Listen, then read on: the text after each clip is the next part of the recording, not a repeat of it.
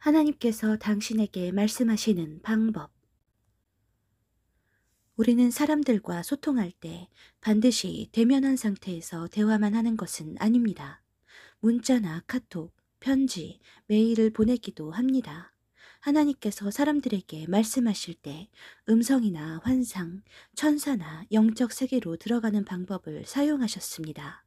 이것은 특별 계시의 형태이며 성경을 기록한 선지자들에게 새로운 영적 지식을 주실 때 이 방법으로 말씀하셨습니다.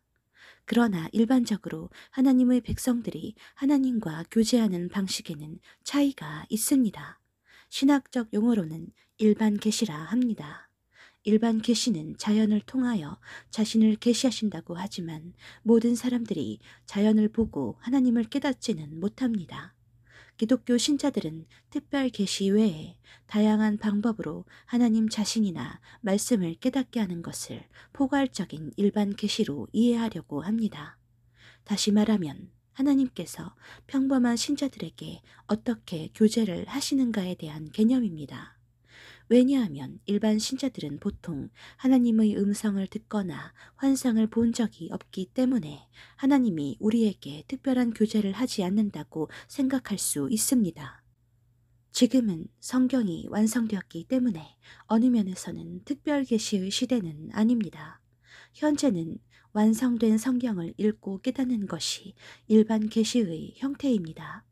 우리는 하나님을 체험한 적이 있을까요? 하나님이 살아계시다는 확신을 가진 적이 언제입니까? 만약 그런 경험이 있다면 그들에게 말씀하신 것이 분명합니다. 단지 성경에서 하나님이 선지자들과 교제하신 방법만 생각하기 때문에 간과한 것입니다. 하나님께서 우리에게 말씀하시지만 미처 깨닫지 못하는 사례에 대해 언급하고자 합니다.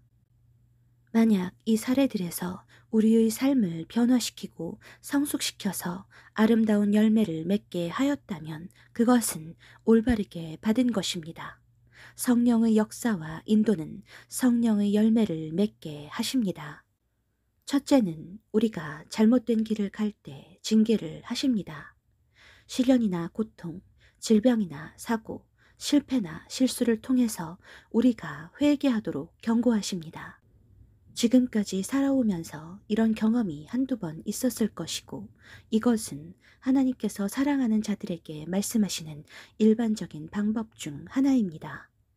무릇 내가 사랑하는 자를 책망하여 징계하노니 그러므로 내가 열심을 내라 회개하라.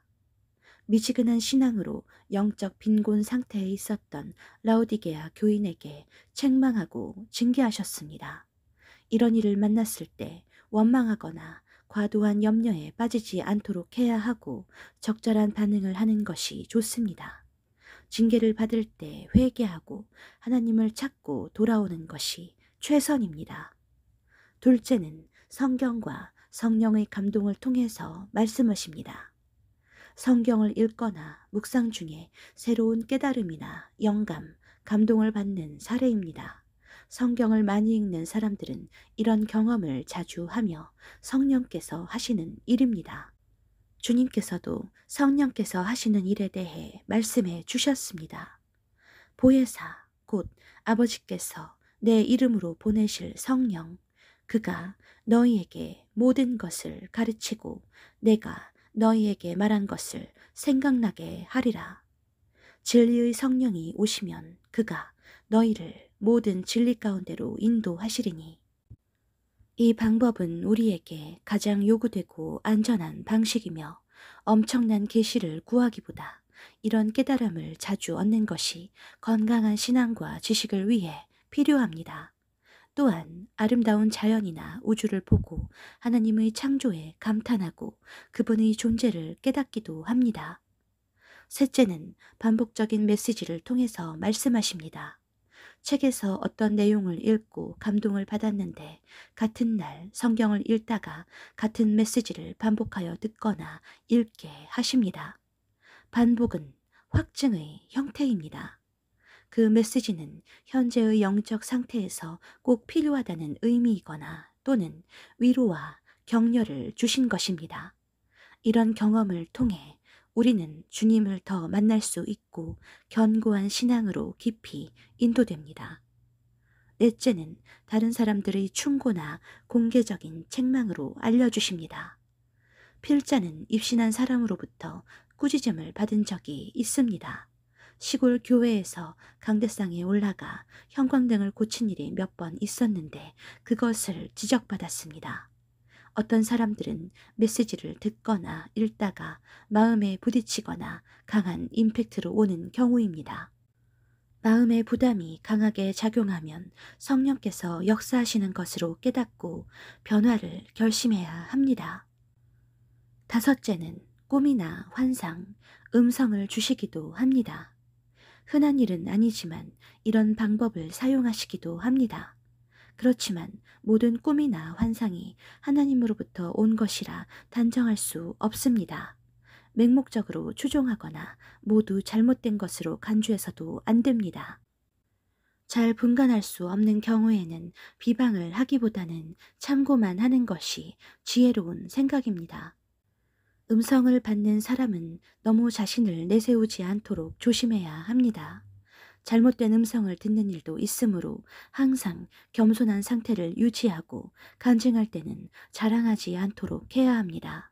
또한 자신의 의도나 생각이 개입되거나 과장하지 않아야 합니다. 여섯째는 삶에서 일어나는 여러 사건들과 상황들을 통해서 말씀하십니다.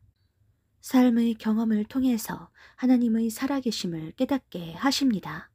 특정한 사역을 할 때나 사람을 만나거나 도움을 요청했을 때 하나님께서 응답하실 수 있습니다. 마음의 평화가 없을 때 주님의 인도를 구하면 하나님께서 평안을 주시기도 합니다. 인생에는 수많은 우여곡절이 있고 절박하게 주님을 찾으면 만나 주십니다.